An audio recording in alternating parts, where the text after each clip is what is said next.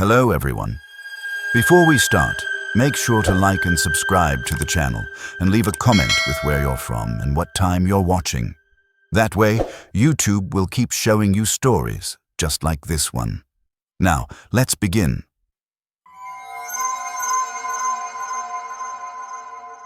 My name is Jake, and I'm 23 years old.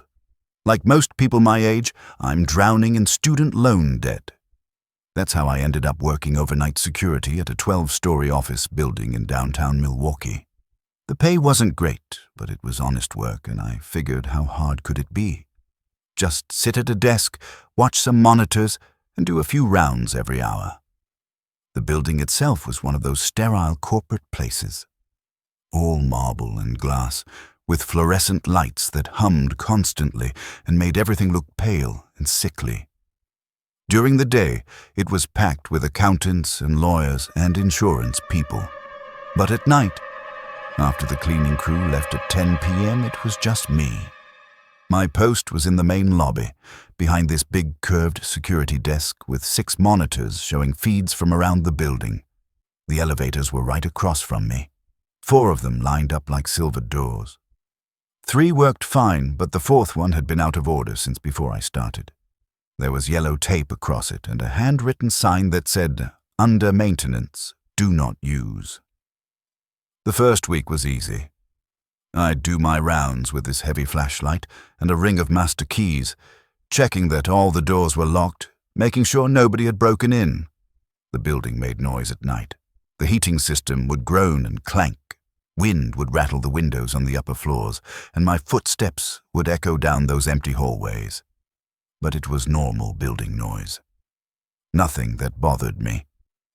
It was during my second week that I started hearing the scratching. It happened around 2 in the morning on a Tuesday. I was sitting at my desk, half watching the monitors and half reading a textbook for my online classes. The snow was coming down hard outside, coating the windows and making the streetlights look fuzzy and distant. That's when I heard it. This soft scraping sound, like fingernails on metal. At first, I thought it was coming from the heating ducts. Old buildings make all kinds of weird noises, especially in winter, but when I got up to listen closer, I realized it was coming from the direction of the elevators, specifically from the broken one. I walked over and pressed my ear to the steel door. The scratching was definitely coming from inside the shaft. My first thought was mice. Maybe some had gotten in through a vent and were running around in there. It made sense, so I went back to my desk and forgot about it. But the next night, it happened again. Same time, same sound. Only this time it was louder and more deliberate. Instead of random scratching, it had a rhythm to it. Scratch, scratch, pause.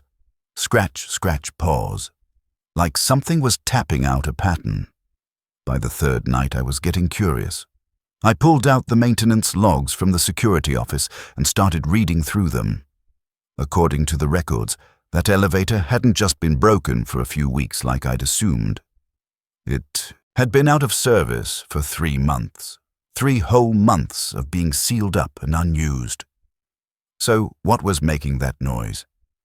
I decided to investigate. Using my master key, I accessed the elevator mechanical room on the 2nd floor. It was cramped and dusty, filled with cables and pulleys and machinery I didn't understand. But I could see the shaft for the broken elevator, and I could hear the scratching much clearer now. It was definitely coming from inside. I looked at the indicator panel and saw that the elevator car was stuck between floors 7 and 8. It had been sitting there for months, suspended in the dark. The scratching stopped as soon as I entered the mechanical room, like whatever was making it knew I was there. I should have left it alone. I should have gone back to my desk and minded my own business, but I was 23 and stupid, and I wanted to know what was in that elevator car. There was an access hatch on top of the elevator shaft. It took me 20 minutes to figure out how to open it, and when I did, a wave of stale air rushed out. The smell was awful, like something had been rotting in there for weeks. I lowered myself down onto the roof of the elevator car. My hands were shaking as I found the emergency access hatch. The metal was cold under my fingers, and I could hear my own breathing echoing in the narrow space above the car. When I opened that hatch and shined my flashlight down into the elevator, I immediately understood why it had been taken out of service. The interior was destroyed. The walls were covered in deep scratch marks, like someone had been clawing at them with their bare hands. The scratches went all the way down to the metal underneath, and I could see fresh shavings glittering in my flashlight beam. The floor was torn up too, chunks of carpet pulled away in long strips. But what made my blood go cold was realizing that some of those scratches were fresh. The metal shavings were still bright and new, not dulled by months of sitting there. Something had been trapped in that elevator car, and it was still alive. That's when I heard the breathing. It wasn't my breathing. I was holding my breath, trying not to make a sound. This was coming from somewhere below me, from inside the car. Slow, raspy breathing, like someone who had been running for a long time. The emergency lights inside the elevator suddenly flickered on, casting crazy shadows on the torn-up walls. And in those shadows, I saw movement. Something shifting in the corner of the car, something that had been crouched there in the dark. I slammed the hatch shut and scrambled back up through the access panel, my heart pounding so hard I thought it might stop. I ran all the way back to my desk and sat there shaking until my shift ended at 7 a.m. The next morning, I called my supervisor and told him what I'd found. He listened to my story with the kind of patience you reserve for crazy people, then told me he'd look into it. An hour later, he called me back. According to building management, the elevator had been empty for months. No maintenance was scheduled, and nobody had access to it except building engineers who hadn't been there in weeks. When I asked about the security footage from that night, I was told there had been a technical malfunction. The cameras had mysteriously stopped recording between midnight and 6 a.m. I put in my 2 weeks' notice that afternoon. The building is still there, still operating normally. The elevator is still under maintenance, and as far as I know, nobody has opened it since that night. Sometimes when I'm driving through downtown Milwaukee, I'll look up at that building and count the floors. 7 and 8 are always dark, like nobody works there anymore. But I know something's still in that elevator car, still scratching at those metal walls, still breathing in the dark. And maybe, if you're ever working late in downtown Milwaukee and you hear scratching coming from an elevator shaft, you should probably mind your own business. Some things are better left alone. After I quit the office building, I thought I was done with security work, but student loans don't pay themselves, and I needed the money. That's how I ended up taking a job at an automotive parts warehouse in Gary, Indiana. If you've never been to Gary, count yourself lucky. It's one of those industrial cities that got left behind when the factories closed. Lots of empty buildings, broken windows, and streets that feel dangerous even during the day. The warehouse where I worked was on the outskirts of town, surrounded by nothing but empty lots and abandoned buildings. My name's Sarah, by the way. I'm 28. And at the time I was a single mom trying to make ends meet. The warehouse job paid better than most, probably because nobody else wanted to work there alone at night.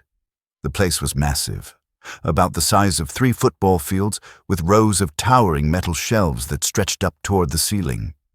During the day it was busy with forklifts and workers loading trucks, but at night, after midnight, when my shift started, it was just me and the echo of my footsteps on the concrete floor. My job was simple: patrol the perimeter every 2 hours, monitor the entrance cameras, and make sure nobody broke in to steal the expensive car parts stored inside. The warehouse was mostly automated, so there weren't many lights on after hours. Just enough emergency lighting to see where you were going.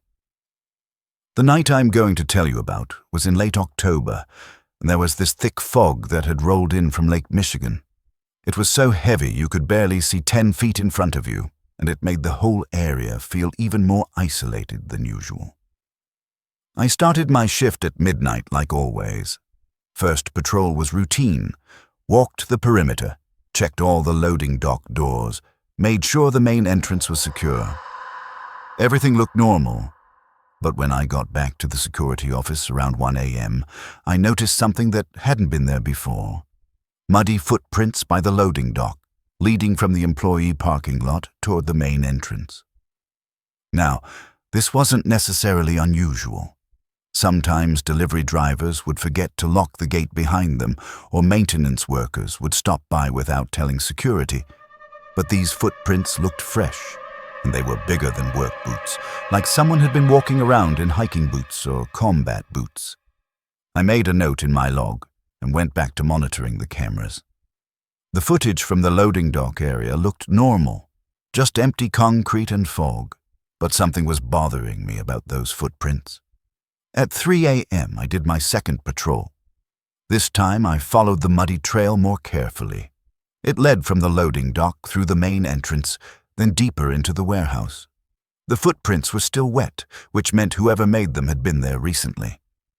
I followed the trail down the main aisle, past towering shelves filled with engine parts and transmissions. The footprints led me all the way to the center of the warehouse, to aisle 47, where we kept the most expensive inventory. Then they just stopped. Not like the person had walked back the way they came. The footprints literally ended in the middle of the aisle, like whoever made them had just vanished into thin air. I stood there for a few minutes, shining my flashlight around, trying to figure out what had happened. That's when I noticed that some of the boxes on the lower shelves had been moved. Not stolen, just shifted around, like someone had been looking through them. I went back to the security office and pulled up the camera footage from the past few hours. But here's the thing. There were gaps in the recording. Not complete blackouts, but missing chunks of time. A few minutes here, a few minutes there. And always during the times when I would have been able to see who was in the warehouse. If you're still listening, you probably enjoy stories like this. A like or a comment helps keep them alive. By 4 a.m., I was starting to get really uncomfortable. I radioed for backup, but got no response.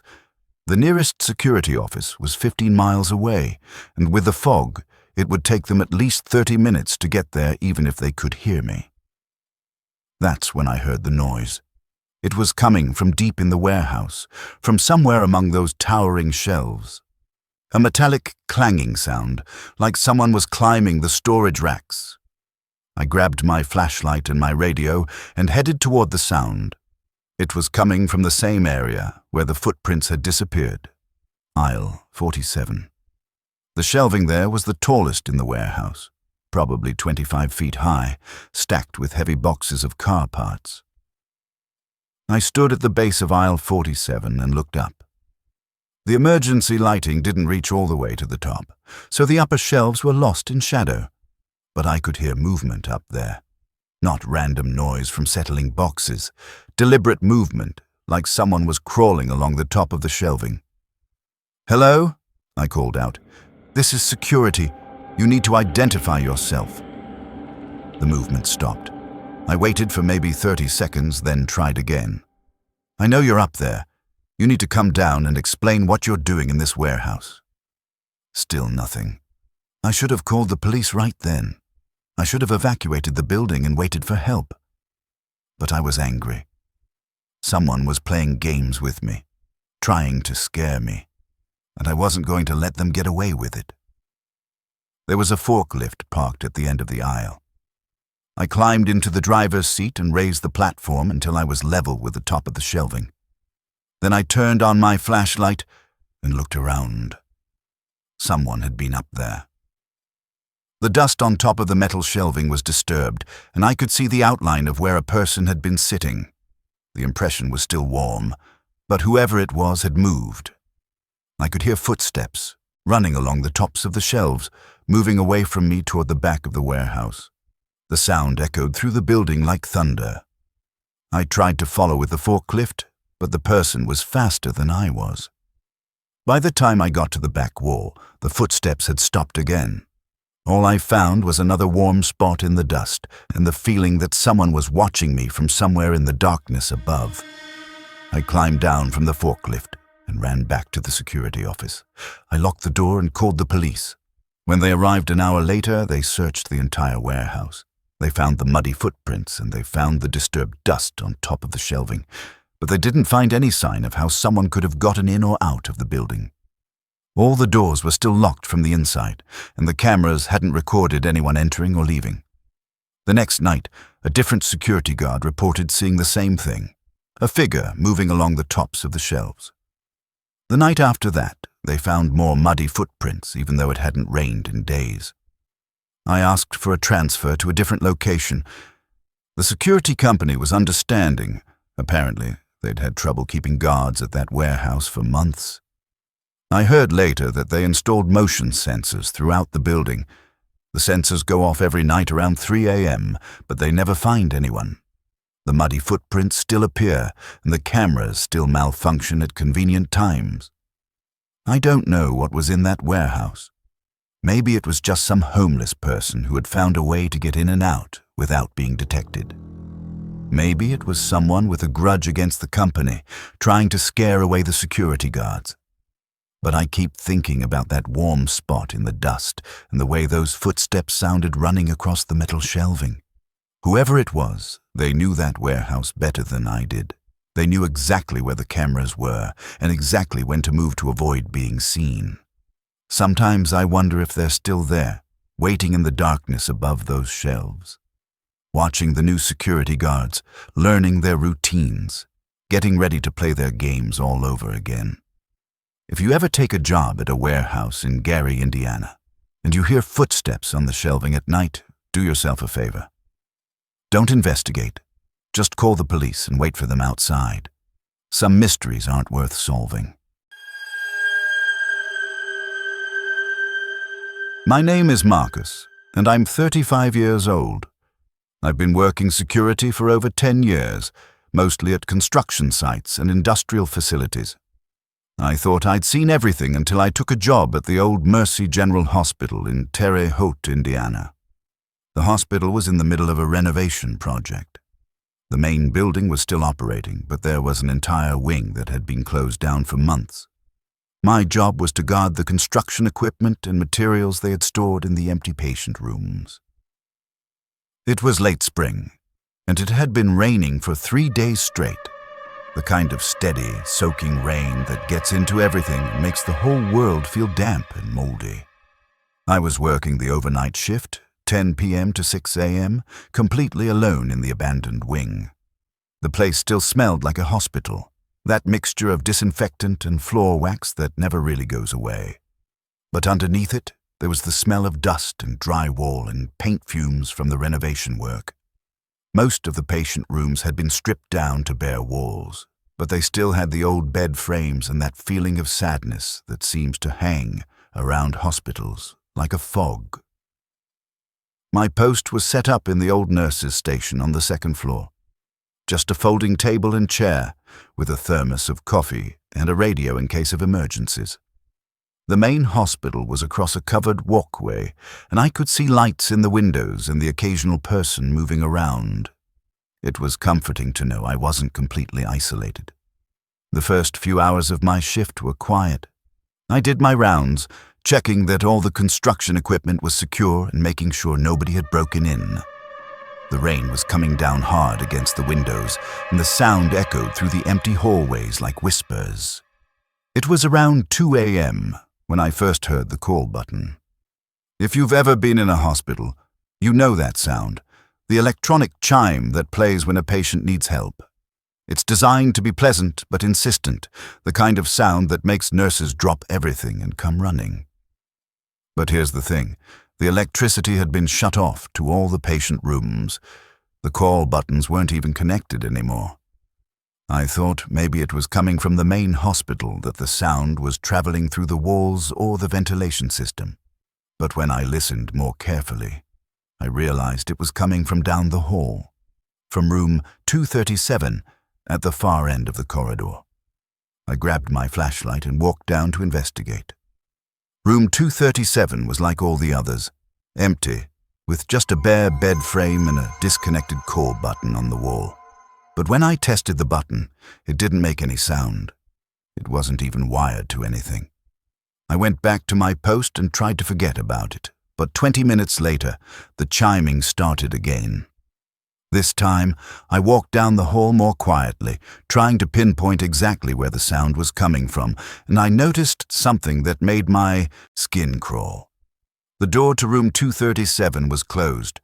I was certain I'd left it open after checking it the first time. All the doors in the wing were supposed to stay open so I could see into the rooms during my rounds. But 237 was shut tight. I opened the door and stepped inside. The room looked exactly the same as before. Bare wall, old bed frame, disconnected equipment. But something felt different. The air was warmer, like someone had been breathing in there. And the hospital bed, which had been stripped down to just the metal frame, now had sheets on it. Clean, white sheets, tucked in with the kind of precision you'd expect from a professional nurse. I ran back to the nurse's station and grabbed my radio. "This is Marcus at Mercy General. I need to speak with the main hospital security." It took a few minutes, but I finally got through to the security desk across the courtyard. I explained what I'd found and asked if anyone had been doing maintenance work in the old wing. "Negative," came the reply. "That section has been sealed off for months. Nobody has access except you and the construction crew, and they don't work nights."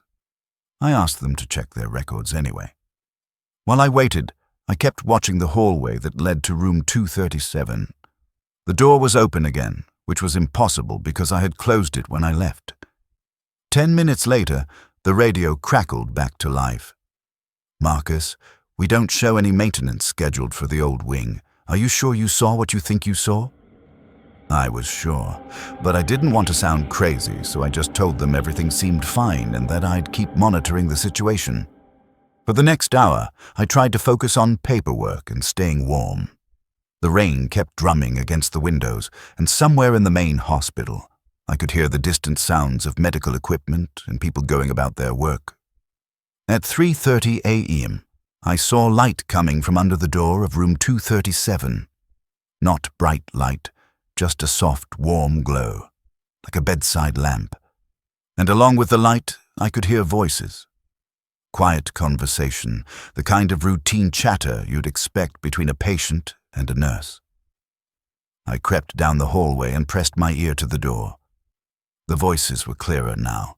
An older woman asking for water, complaining that her pillow wasn't comfortable, and a younger voice, probably a nurse, making reassuring sounds and promising to take care of everything. The conversation sounded so normal, so routine, that for a moment I wondered if I'd gotten confused about which wing of the hospital I was in. Maybe this room was still connected to the main building somehow, and there really was a patient in there. But I knew that wasn't possible. I had the only key to this section. I took a deep breath and slowly opened the door. The room was empty and dark. No patient, no nurse, no lights. But the hospital bed was still neatly made with those clean white sheets. And when I stepped into the room, I could feel warm air moving around me, like someone had just walked past. The smell was different too. Instead of dust and paint fumes, the room smelled like flowers and soap, the way hospital rooms smell when they're being used for actual patients. I backed out of the room and closed the door. Then I went back to the nurse's station and stayed there until the morning shift arrived at 6 a.m.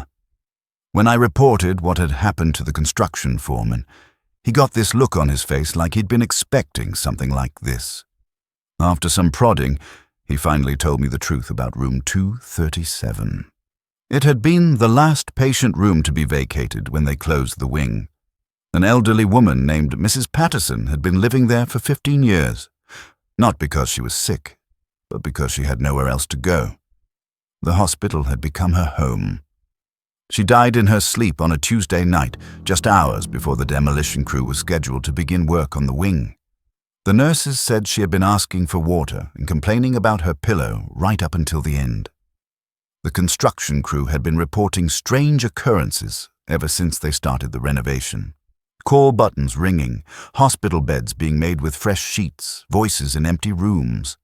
But nobody talked about it openly, because talking about ghosts on a job site is a good way to lose workers. They finished the renovation 6 months later. That wing is used for storage now. Medical supplies and equipment that don't fit anywhere else in the main hospital.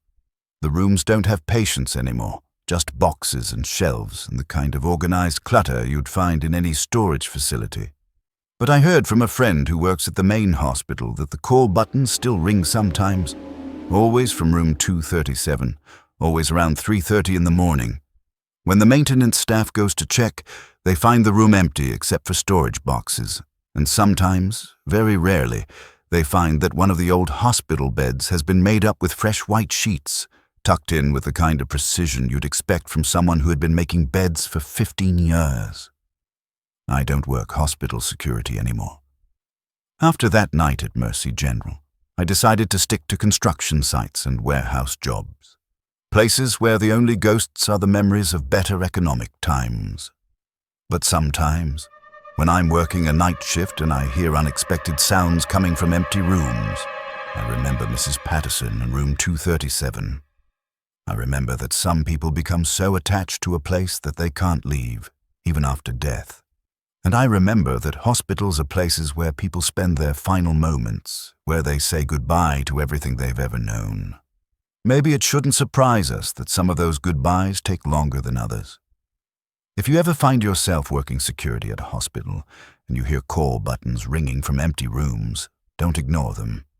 Someone might need help, even if you can't see them. Some needs transcend the boundary between life and death, and some patients never really check out. Thanks for listening to these stories from my time in security work. If you made it through all 3 without turning on the lights, you're braver than I am. I don't work overnight shifts anymore. There's something about those dark hours between midnight and dawn that reveals things most people never see. Whether it's isolation playing tricks on your mind or something else entirely, I can't say for sure, but I can tell you this.